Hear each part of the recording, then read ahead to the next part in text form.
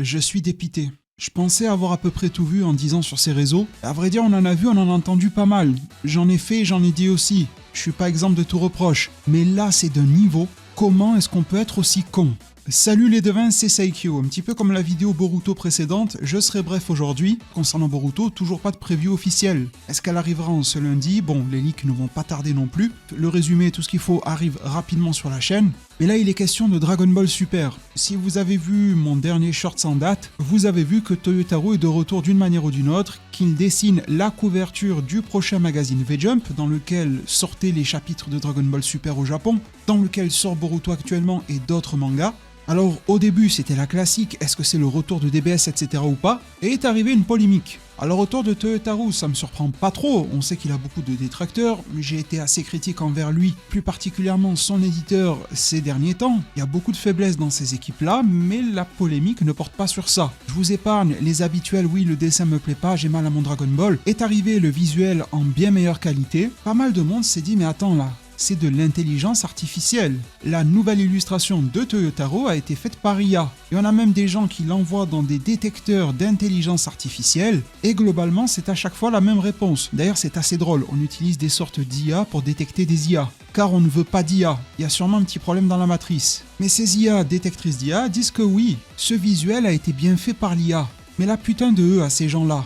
Ils le font exprès d'être cons comme leurs pieds. La couverture du magazine V-Jump a été révélée officiellement. On l'a dans une faible qualité. On voit que c'est éclaté. Là, je vous affiche la version originale sans aucune retouche. C'est zoomé à l'écran, donc c'est tout pixelisé. Il y a quelqu'un qui est allé balancer cette image-là dans une IA. Il lui a dit « Regarde, c'est tout flou, c'est pixelisé. » Et il y a toutes les écritures par-dessus. Redessine-le complet en haute qualité, ajoute un petit fond derrière. Et génère-moi ça. C'est un fan qui l'a demandé à partir de la version officielle dessinée par la main de Toyotaro, à l'ancienne. Ce fan ensuite, il l'a partagé sur les réseaux et il a dit qu'il l'avait fait avec l'IA, en attendant d'avoir la version en haute qualité de révéler. Il a donc été transparent et il a fait ça pour satisfaire la curiosité un petit peu générale. Et là, t'as des comptes plus ou moins importants dans un petit peu toutes les langues qui reprennent ce visuel-là, qui nous remonte pas à la source, qui affirme que c'est Toyotaro qui l'a fait en utilisant de l'IA et que c'est un gros scandale. Le scandale, il est dans leur cerveau de pois chiche. Vous m'avez bien compris. Les fans ont pris un dessin fait par Toyotaro à la main, ils l'ont foutu dans une IA parce qu'ils voulaient le voir en meilleure qualité. L'IA le ressort avec ses qualités et ses défauts, mais au moins c'est en haute résolution. Les fans prennent cette image-là, disent de Toyotaro qu'il est scandaleux qu'il utilise l'IA qu'il n'a jamais touchée.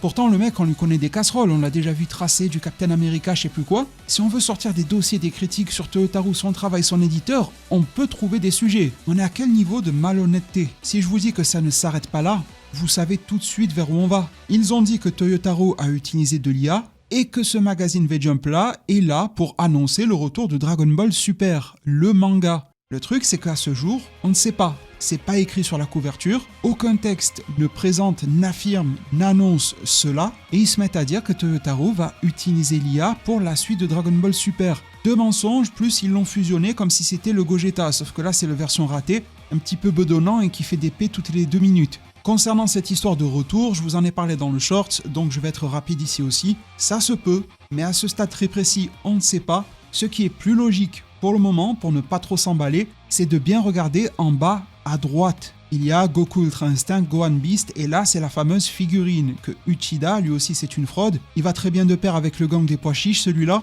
Nous teaser comme un projet Dragon Ball à venir. Et au final, c'était juste une figurine. Si on veut rester très froid et très terre à terre, il y a cette figurine-là qui va être dévoilée en pleine qualité, pleine page, etc. avec les couleurs et tout ce qu'il faut. Toyotaro qui fait une illustration comme par hasard de ces deux personnages-là. Oui, le visuel peut être là pour teaser quelque chose, mais ils peuvent aussi s'en arrêter à regarder notre nouvelle figurine, elle est toute belle. Et n'oubliez pas que le samouraï perdu arrive, et ça s'arrête là. Pas besoin de vendre du rêve pour rien, et pas besoin pour les fans de faire porter le chapeau à Toyotaro alors que ce sont eux-mêmes qui utilisent l'IA et le sacré culot de l'accuser en retour. Il y en a vraiment qui méritent de se faire secouer comme des pruniers, c'est incroyable. Alors si vous êtes tombé dans le panneau, ça arrive, mais ceux qui lancent ce genre de bêtises-là, ils sont terriblement au courant que ce n'est pas le cas, et ça les démange tellement d'essayer de l'assassiner, et puis il n'y a plus de chapitre depuis un moment, donc ça leur manque, vous voyez, il leur faut leur dose. Leur passe-temps favori, c'est pas le sport et la lecture, c'est découper Toyotaro autant que lui-même découpe ses pages. Autant dire que ça chiffre pas mal, donc vous voilà informés.